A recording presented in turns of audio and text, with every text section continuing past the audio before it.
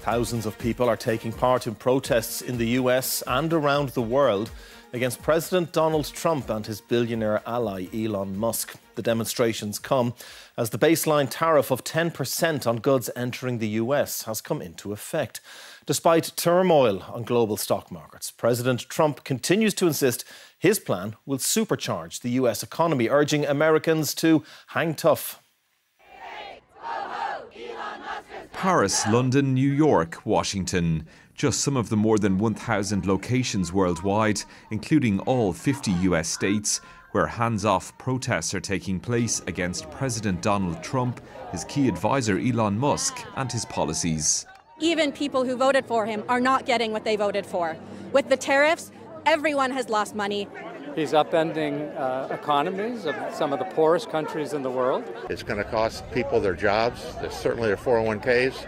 People have lost tens of thousands of dollars. The first phase of the president's tariffs came into effect today, with US customs agents starting to collect the 10% import tax. Steeper levies on goods from 57 larger trading partners, including an additional 10% for Ireland and the wider EU, start next Wednesday.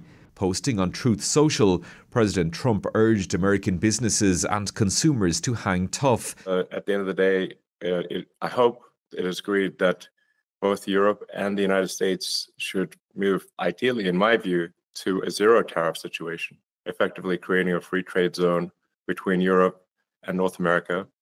While China's retaliation has been swift, others are considering their response.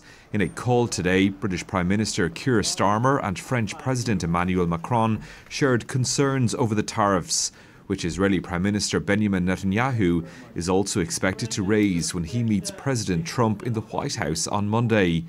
A key issue too when Tánaiste Foreign Affairs and Trade Minister Simon Harris and Agriculture Minister Martin Hayden meet their US counterparts next week. In the wake of Donald Trump's separate 25% import tax on cars, Jaguar Land Rover today confirmed it's pausing shipments of its British-made cars to the US for a month as it considers how to mitigate the cost of the tariff. Fergal O'Brien, RTE News. Our political coverage editor, Joe McGraley, is here with us in studio now. And Joe, perhaps you can take us through some of these significant events that are happening this week in relation to all of this. Yes, Ray. Well, the European Union is continuing to formulate its response to the United States. The approach has been a calm and measured response. That's what they want. They ultimately want to get to a position of negotiation where they can talk about these tariffs with the US administration and avoid a trade war. Now, it's not easy to formulate that because, of course, the Commission has to take the views of 27 different member states into account. And we've heard, for instance, France has been saying that, and Germany indeed supporting them, that there should be a taxation placed on the US tech companies in the European Union. But from Ireland's perspective, of course, a lot of them are in this country, and anything that would damage those industries, maybe reduce their activity here, that would be dangerous for Ireland and damaging to Ireland. So what the Taoiseach has said all along is that any tariff response must be one that doesn't do more damage and doesn't invite more damage. And on that one, it's interesting, the talk of removing bourbon whiskey, US bourbon whiskey from any tariff list has been taking place since Donald Trump said he would put a 200% tariff on EU drinks if bourbon whiskey was to be tariffed. It seemed that it was going to be taken off the list in the European Union, but now it seems that because of the response, the size of the response that will be needed, given that America is putting a 20% tariff across the board on everything, that means 380 billion euros worth of exports to the United States. It's harder to take bourbon off that list because they have to put so many things, so many products and services on that list as well. All of this will be discussed by trade ministers in Luxembourg tomorrow. On Monday, Simon Harris will be there. He's also then travelling to the United States on Wednesday, where he'll have a meeting with Howard Lutnick, the US Secretary of Commerce, who is, of course, at the very centre of this Trump tariff plan. And Martin Hayden is in the United States as well, meeting his US agriculture counterpart too. They will be representing Ireland's views, but they'll also be taking with them the views of the European Union as well. And I understand the European Commission is appraised of these visits. OK, Joe, thank you.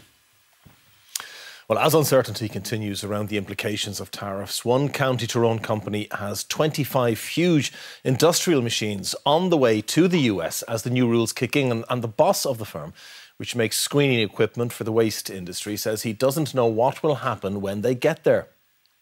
Big machines are big business in mid-Ulster. A cluster of companies make them here, and the US buys a lot of them. This firm has 25 industrial screeners on the way there at the minute, each worth hundreds of thousands of pounds. When they left, Trump's tariffs weren't a thing. By the time they arrive, they'll have to pay an extra 10% to get in. We have no idea what's going to happen when they get there. Obviously, tariffs are going to have to be paid.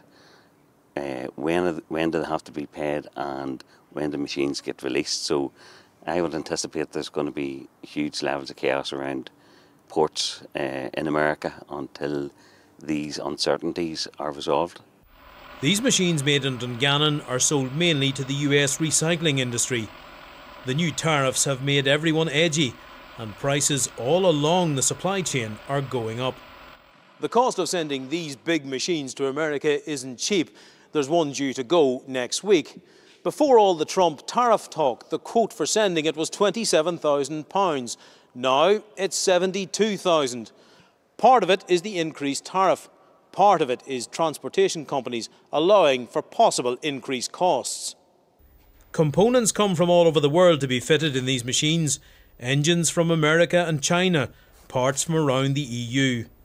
That global supply chain adds complexity when it comes to working out the appropriate tariff.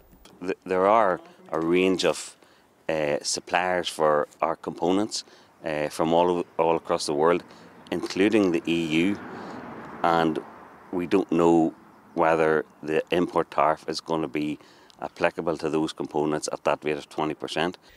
Manufacturing like this has been going on in this area for 60 years. In the last few years alone, these companies have come through Brexit and COVID. This is just the latest challenge. Conor McCauley, RTE News, Dungannon, County Tyrone.